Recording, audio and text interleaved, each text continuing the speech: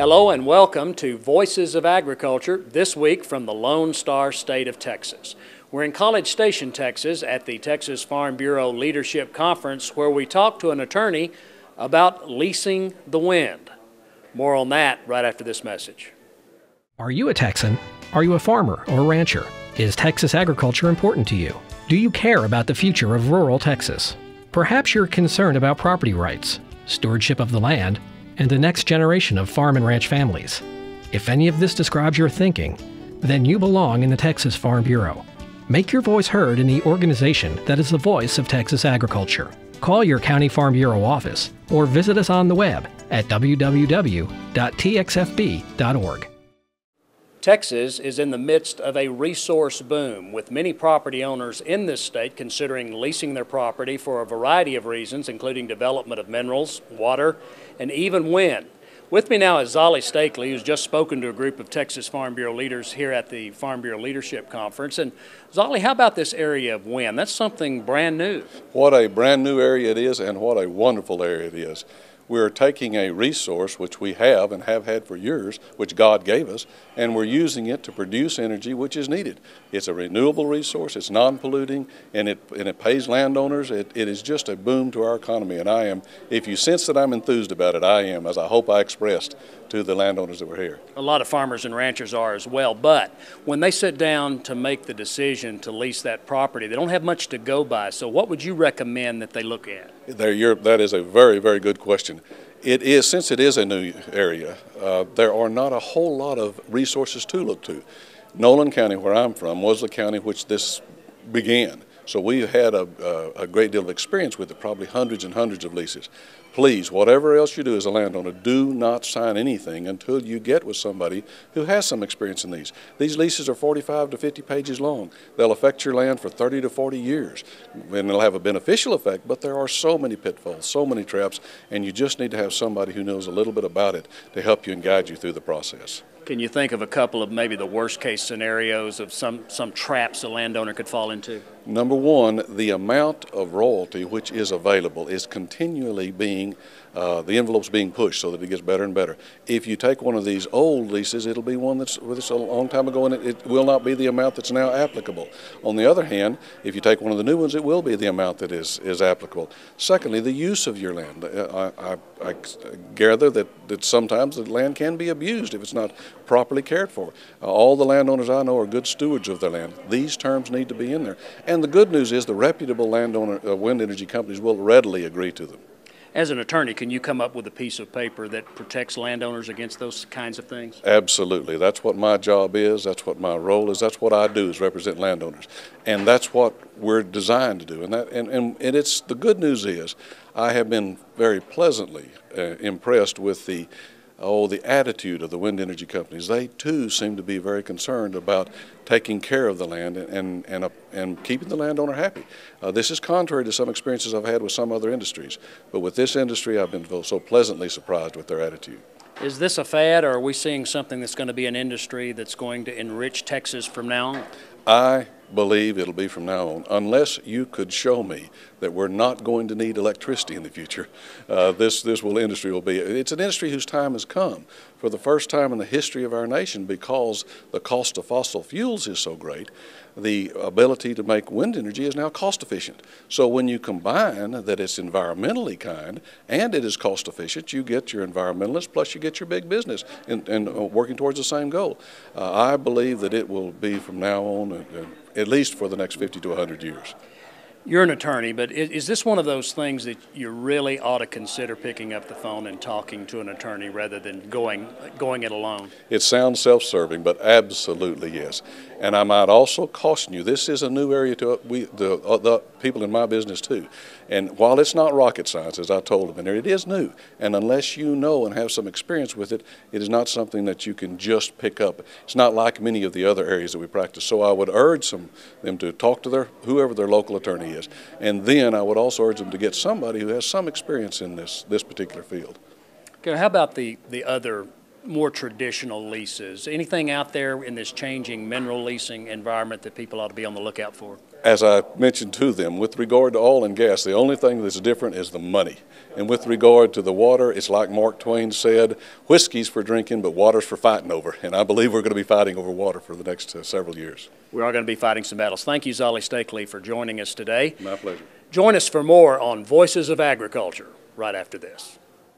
Agriculture is Texas' renewable industry, not only growing food and fiber for Texas families, but creating 1 in 5 Texas jobs. I'm Mike Barnett, editor of Texas Agriculture.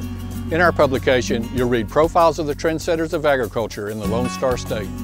We'll bring you profiles of farmers and ranchers surviving and thriving on the land and the issues shaping the future of rural Texas.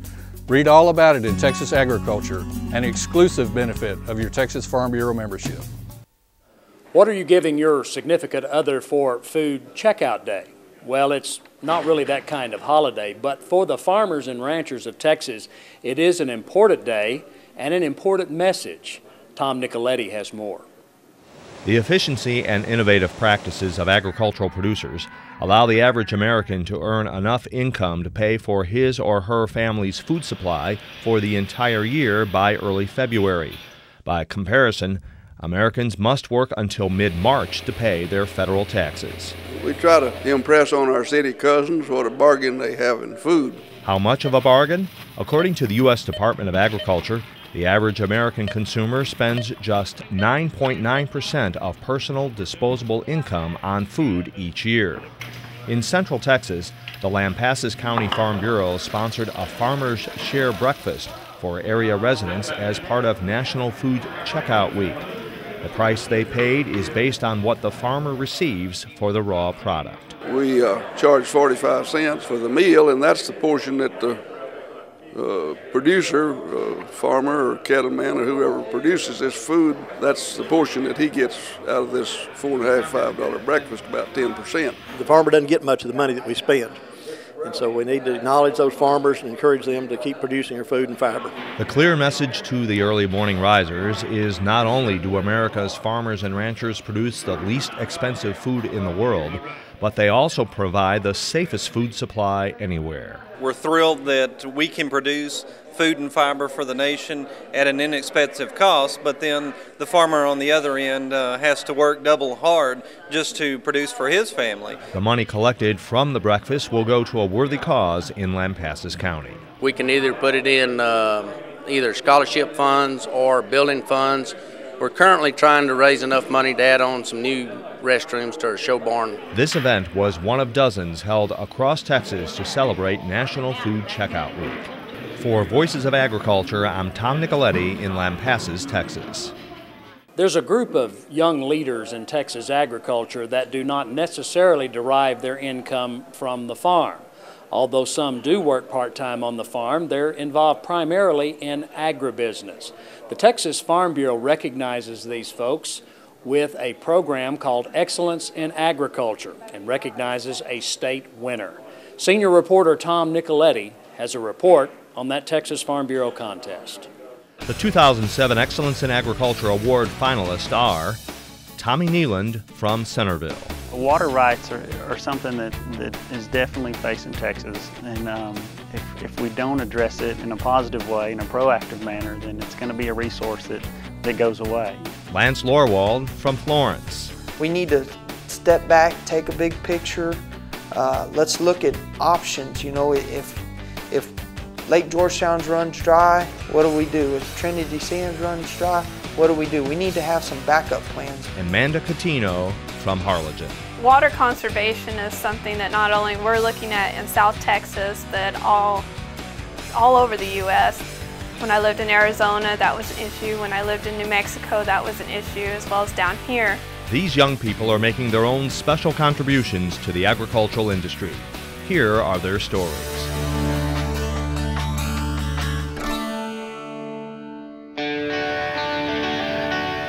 From Centerville and across the county, Leon County Extension Agent Tommy Neeland is constantly in motion at activities and events addressing agriculture.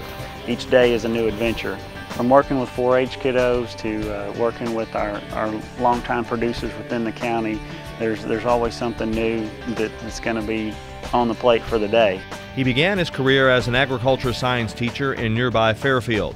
That experience has allowed Tommy a smooth transition into his current position as an agricultural extension agent. Just the fundamental background of education and knowing that today's age is a lot different and maybe not what's in the textbooks is what you've got to think about, because definitely people don't care a bit about how much you know until they know how much you care. Tommy says the time spent as a classroom teacher definitely prepared him to be able to adapt, to change, and to help people with their issues and move forward, whether as an extension agent or as a member of the Leon County Farm Bureau Board. We've got a rainwater harvesting program that'll be the keynote address for that landscaping seminar, and then some breakout sessions on propagation and other things that we know each of you will be interested in too. Tommy launched a Master Gardener program for those people in the county interested in nurseries, greenhouses, and beautification of landscapes.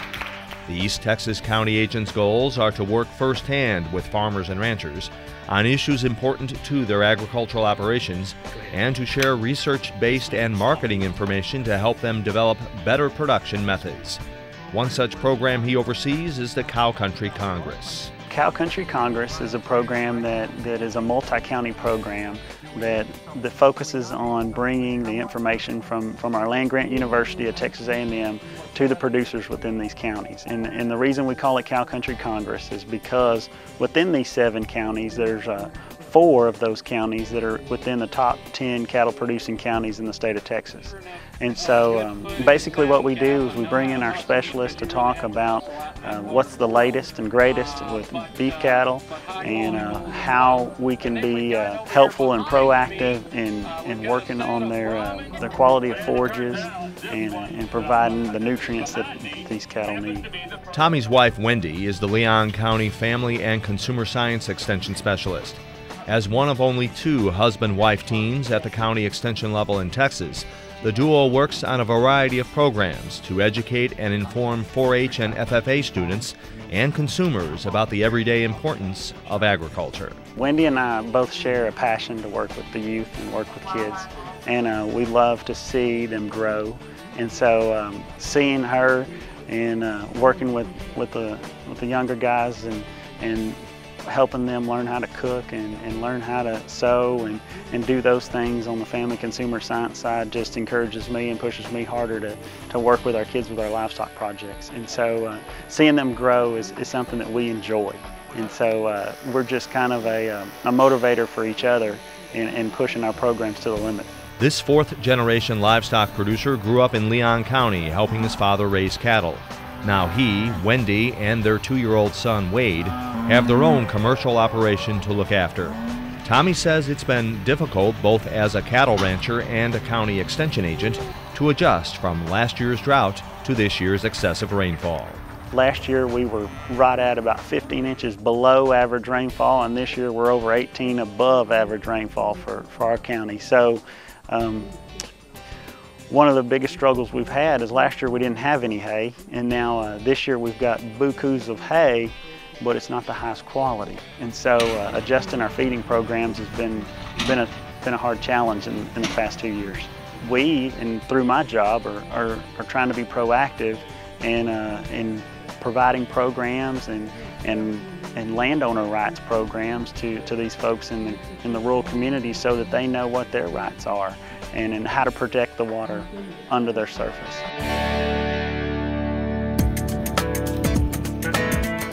Growing up in Williamson County, Lance Lorwald has been around agriculture his entire life. Whether on his father's farm near Round Rock or his grandfather's operation in Hereford, Lance learned at an early age the meaning of respect. Respect was one of the big things my grandfather taught me, and I believe that if nothing else, everybody can be taught respect in life. And I pass that on through my kids, through anybody I come in contact with. I believe it'll take you a long ways in life if you show everybody respect. As far as everything, we need to respect our resources. We need to respect the land that we farm. I think respect is what needs to run the country. Lance has a variety of interests in the Florence area. His ties to the FFA go back to his school days. Today, Lance is a sales representative for Sites Fundraising, one of the state's leading suppliers of fruit, meat, and dessert packages for school FFA organizations. We try to make as much money for every individual school that we're involved with. Basically help kids to, as far as anything from purchase FFA projects all the way down to taking field trips to the state convention. Absolute Taxidermy is another place where Lance spends his time. As an apprentice in the shop, Lance addresses one of his passions in life, working in the field of wildlife management. I was enjoying a cup of coffee one morning, and a young man from the taxidermy shop said, "Man, I sure do need some help." And I thought, you know, this may be a good opportunity for me. And went down that taxidermy shop about 5 years ago and have never looked back. It has helped me meet new people, learn a lot more about landowners versus hunters, how much that hunting does help landowners. Another passion is the preservation of family values that come with time spent outdoors. Lance manages his family's cow-calf, forage, and small grains operations for his wife Melissa and their 2 children, 5-year-old Michaela and 5-month-old Landon. As a family, agriculture, I guess, holds us all together. Our cow operation consists of usually mama cows carrying a calf. When the calf is to about the 600 pounds, the calf's gone, and then the mama cow goes back into production somewhere else. As far as our hay forage, it's a big business. We feel as though hay is one of the most expensive feeds, supplement feed you can feed, so predominantly 85% of all our hay goes back for sale. As supplemental income, show pigs are part of the Lower operation. Sows and feeder pigs are in the mix, with occasional sales of the animals to local 4-H and FFA students for their school projects. A 4-H shooting program is just one more method that Lance uses to teach youngsters. It's a great opportunity for those kids in the cities to come out, to shoot, to enjoy, basically enjoy the great outdoors and get a learning experience that most kids don't get to learn anymore. Agriculture education is a big part of the world today. Without agriculture, we won't be able to eat tomorrow. I educate in a different way. I'm not a teacher. I like to be more hands-on. We take the 4-H bunch, we bring them out and we do fun shoots. I like to teach kids how to shoot guns. I like to teach kids how to score deer. I don't think that education all needs to be in the classroom. As a member of the Williamson County Farm Bureau Board and president of the Florence Community Farm Bureau, Lance keeps up with the issues impacting farmers and ranchers. Let's say we got a rural water problem. I know I go to our rural water board's meeting. I'm a voice for Farm Bureau. I tell them, look guys, you're killing me along with all my friends over water prices.